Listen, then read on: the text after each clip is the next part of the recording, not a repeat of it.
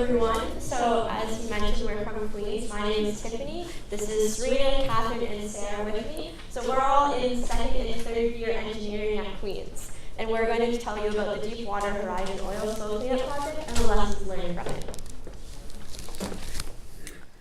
So on April 20th, 2010, there was an explosion on British Petroleum's Macondo oil rig 50 miles off the shore of Louisiana in the Gulf of Mexico.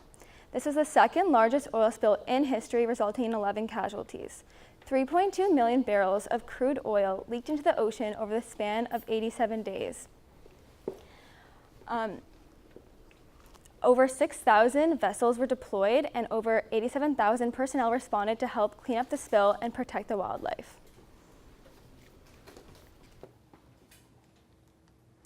And then just a brief overview of the timeline of this project relative to April 20th, 2010. On day one, the oil rig caught fire. Then during the first week after that, they worked on creating a relief plan.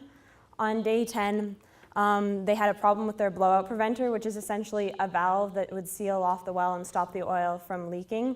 Then on day 15, they finally managed to block the first of their 3 leaks.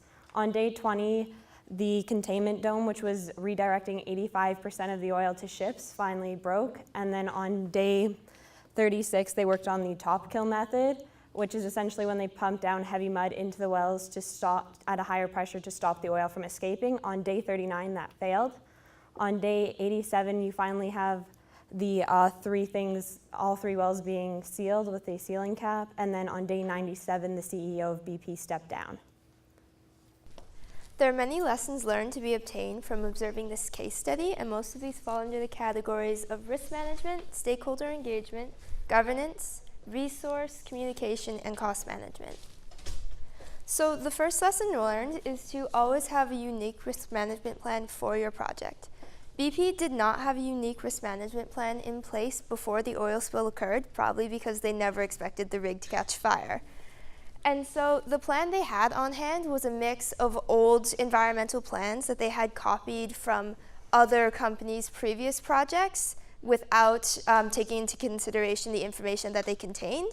And so initially, all of the decisions that BP was making was based off of information that was either false, irrelevant, or completely outdated. And so, for example, the plan listed walruses, sea otters, and seals as potential victims of an oil spill. However, these animals don't reside in the Gulf of Mexico. One of the environmental specialists that was listed as an emergency contact had passed away 4 years prior to the beginning of the project. And the company that would provide equipment to help clean up an oil spill should it occur was called Marine Spill Response Corporation. That did not exist. Further investigation after the cleanup project revealed that the website link to the company actually went to a defunct Japanese language page. And so that was a big mistake on BP's part. Also, they did not consider the magnitude or complexities of projects such as this. So the risk management plan had only considered what to do if oil was flowing towards the shores, and they never had a procedure in place for oil that had reached the shores, which it did. And so all of this resulted in a delayed and thoroughly inadequate response on BP's part to this oil spill. The project management body of knowledge, or the PMBOK as you all know, states that every project should have a unique risk management plan that indicates location, size, takes into consideration environmental impacts and all other complexities, and this should be developed before the beginning of a project. So BP also failed to adequately understand and integrate their risk management plan that they did have. So, according to the PMBOK, I'm sure you all know, the risk management includes risk strategies, methodologies, roles and responsibilities, and risk categories. So, BP initially inadequately identified all their risks, and so their strategies to the risk response were completely insufficient. So, they also did not accept responsibility for the spill, and neither did the 2 subcontractors, Halliburton and Transocean, and instead they all just tried to blame each other. So, eventually, in a court case, BP was found to be 67% responsible for the spill, but during this time, boats were just sitting idle and nothing was being done. They also did not consider known unknown risks such as weather, and during the project there was a storm that occurred that delayed the cleanup process by about 7 to 10 days. So they did not, because they did not understand and integrate the risk management plan, this is what severely and negatively impacted their project. So in conclusion, it's important to understand this plan, and to implement this, you need to accept responsibility so that the response can carry out. Another lesson learned is it's important to manage your stakeholders and make sure that you engage all of them. At the start of the cleanup project, BP was only interested in themselves. They just wanted to make sure that everyone continued to respect them as a company. This meant that they didn't take into account of the animals and the people that were being directly impacted by this oil spill, including the fact that, as Kathryn mentioned earlier, the animals that they had referenced didn't even exist in the Gulf of Mexico. So this ended up killing and injuring a lot more animals than they had originally expected. It also had a huge impact on the quality of the life of the people who lived on the shores, as they lost important jobs such as fishing on the Gulf, as well as the tourism industry that they used to have there. So in the end, it's important to always make sure that you engage your stakeholders to help maintain your company's reputation. So when the spill first occurred, the problem was seen as much less complex than reality. Initial estimates showed that there were a maximum oil leakage of 5,000 barrels per day, but in reality it was 6 times this amount. So when they started to apply the dispersant, they were confused as to why it wasn't working. Their initial belief was that the dispersant was defective, and they didn't even consider that their first estimates were incorrect.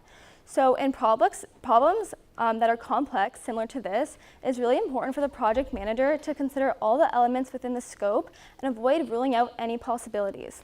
When thinking of solutions to such complex problems, it's really important to think of solutions in parallel rather than thinking of solutions in series and just going with the first one that you think of. It's also important to have a procurement management plan. This is something that BP lacked for an oil spill of this size. So they had ended up overestimating the capabilities of their team and underestimating the size of the spill, as Sarah had just mentioned. So when they started to try and deploy people in order to clean it up, it wasn't very effective, and they didn't end up procuring enough resources. So the Coast Guard ended up actually just starting to clean up the Gulf of Mexico without BP even having contacted them first.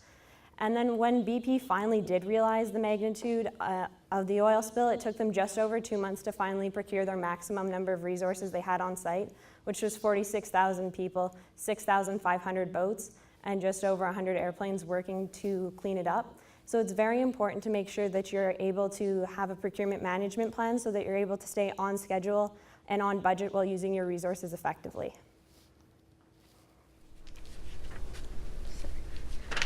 So it's also very important to communicate with subject matter experts, or SMEs. So BP failed to heed advice from experts, and the PEMBOK tells us that that subject matter experts are essential to project success. They provide information to project managers that allow us to adequately schedule cost, budget, time, and scope. So in an email, a Halliburton employee, one of the subcontractor employees, had emailed the BP manager stating that 6 centralizers were not sufficient and that 21 were needed. So as you understand, centralizers just help center the drill in the well. This is for safety purposes. So the BP manager actually ignored this and replied with, "Who cares, it's done, end of story, we'll probably be fine, we'll get a good cement job." So BP did not have adequate knowledge in order to make this claim. And so that led to negative impacts not only on the people involved, but also on the environment, which are still lasting to this day, which is why it's very important to communicate with subject matter experts, especially projects of this size. It's also important to understand the implemented solution and response, which BP did not do. So the PEMBOK tells us that risk responses need to be suitable for the significance of the risk, cost-effective, realistic, and approved by all parties. So the project plan, risk response plan, learn register should all be referenced, and SMEs should be consulted. So as part of their solution, BP applied 1.8 million gallons of dispersants to help disperse the oil in the water column. However, they didn't understand what the dispersants would do. They were trying to help the bacteria degrade the oil, but this didn't actually work. It didn't help the bacteria degrade the oil, and in fact had serious negative impacts on the wildlife in the area by increasing the toxicity of the oil by 50%. It also caused a lot of the oil to sit at the bottom of the ocean, where millions of barrels still remain to this day. So BP's lack of understanding of the solution had serious consequences for everyone involved. And that's why it's so important to understand your chosen solution, as it will have the greatest impact on your stakeholders. It's also important to have a clear chain of command and establish accountability, especially for a project this large with so many players involved. BP was officially in charge of the cleanup project. However, they did have help from multiple organizations, such as a number of government entities, the subcontractors that were working on the rig prior to the explosion, as well as all of the other groups who were helping to clean up the oil, such as the Coast Guard.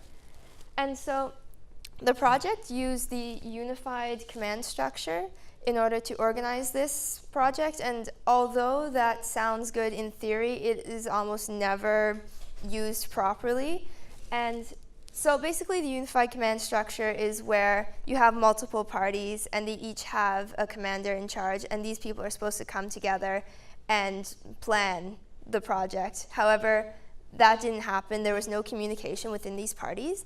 And so although BP did recognize that they need to work on communication within their own team, the communication between all of these outside parties was very poor, which led to vital information not being passed along, as well as it being unclear who was in charge of which aspects of the project, which led to difficulty in determining accountability. And so the PMBOK states that every project should have a proper governance framework that indicates who is in charge of which aspects of the project and whom everyone should report to, as well as contain a project organizational charter that indicates the steering committee, management committee, SMEs, etc. So to ensure project success, it is really important to have a communications plan in order to monitor and manage communication throughout the project. In BP's original plan, they had no proposal of having any offices in Louisiana, which is where everybody was being affected. So thankfully, early on, they realized the importance of this, having management offices near the rig, and they began to add incident command posts and continued to add more as the project grew. They also realized the importance of having a director at each of the command posts in order to improve communication within the company and also with the stakeholders, and to allow for more people to have authority to make quicker decisions. The local command posts also allowed for more efficient communication with the stakeholders in the community, such as cleanup crews. So BP did effectively manage their communication throughout the project, as they adapted well by giving local authority and adding more command posts. However, if this was part of their initial communications plan, they would have saved a lot of valuable time. So the last lesson is the importance of prioritizing where your money is spent. The PMBOK emphasizes the importance of estimating costs in order to budget to areas of high importance, which BP did not do. After the spill, they sent out hundreds of advertisements to the public. They spent over $5 million per week, resulting in $90 million over the span of 4 months. The biggest problem with this is that they spent so much money on advertising, but they are still working to pay back their debts to this day. BP claimed that it was vital to the project's success to have this advertising in order to inform the residents of the Gulf and update other states who are being affected. However, it was highly criticized that this excessive advertising was just a means to steer searchers away from the bad press and maintain their polished corporate image. In projects such as this, which affect so many people, it is really important to prioritize money to those who are directly affected and fulfill the mandatory requirements. In this case, compensating the local business owners and residents who are affected. So although BP made countless of project management mistakes, such as overruns of the budget going over by $20 million and the schedule of closing the leaks by 43 days, they are slowly working to improve. Their stock price has recovered They are working to pay back their debts, and they have now taken full responsibility of the spill. Our group was able to extract many lessons from this study, which can be applied to any other project as well. If BP had used proper project management procedures, they would have seen a much greater outcome in the cleanup and the closure of the leaks. So in any project, no matter the size or complexity, project management is vital for success. Thank you for listening to our presentation, and we will now be open to questions.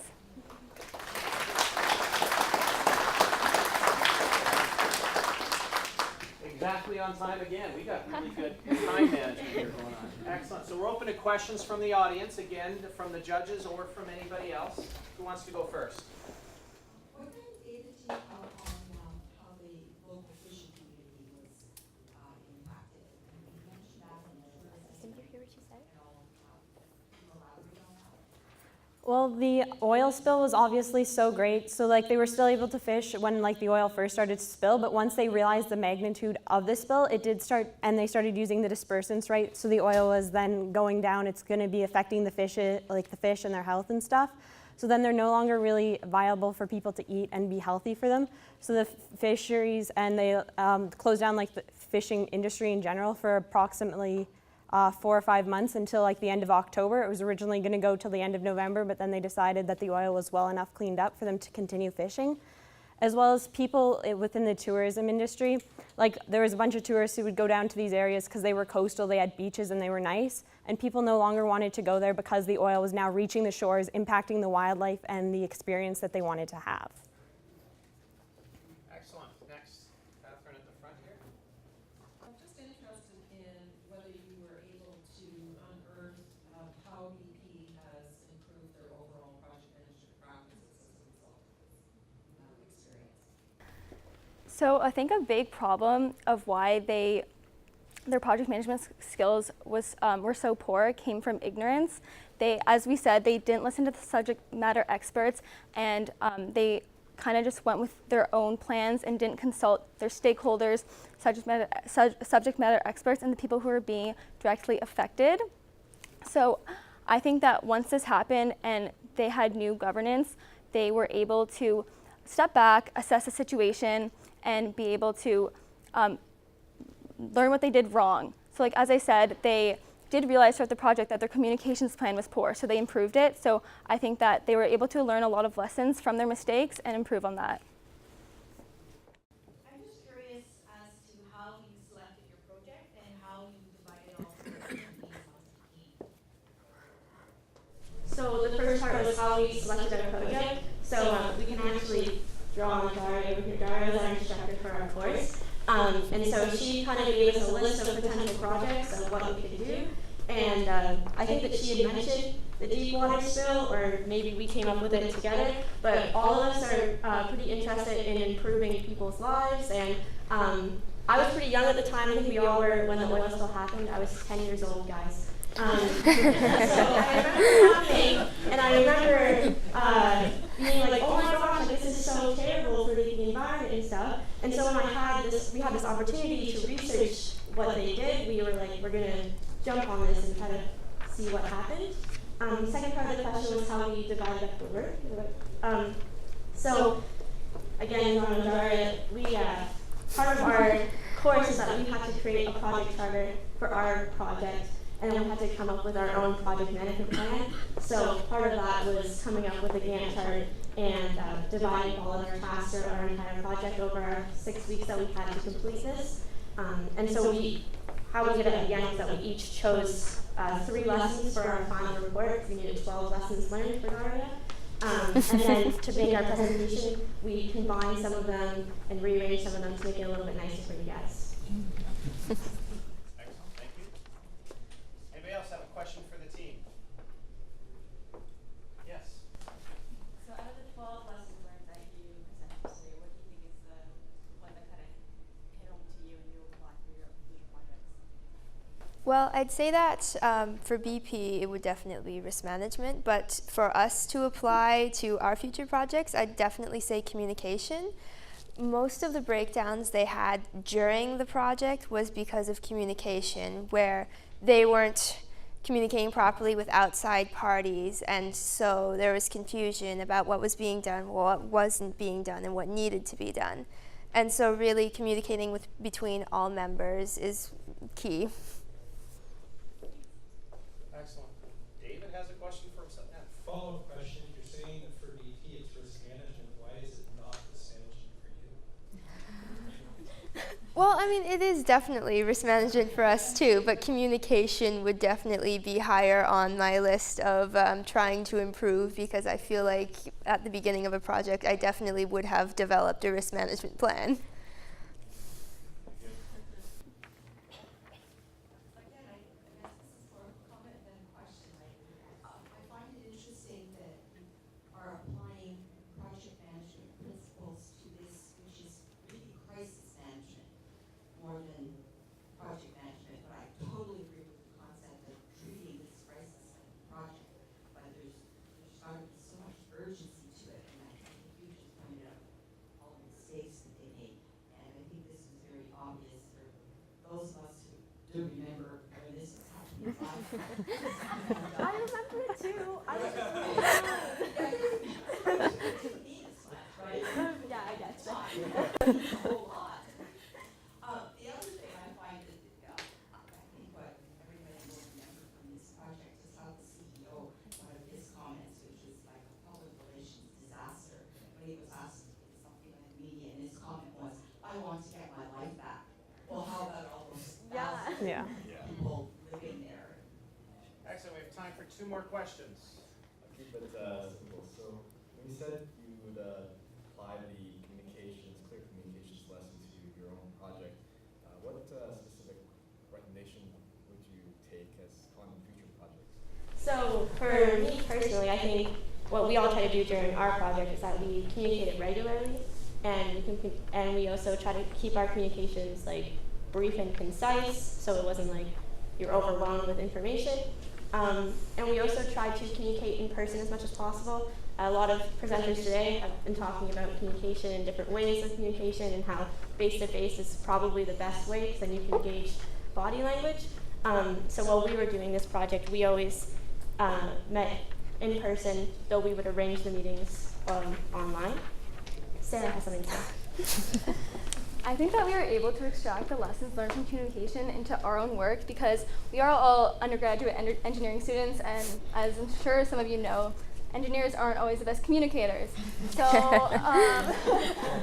I think that learning about the communication with the stakeholders help us to communicate with other teams we have in our courses and extracurriculars, in order to be able to be on the same page as everyone and have the same goals. Excellent. You've done a great job communicating with us today.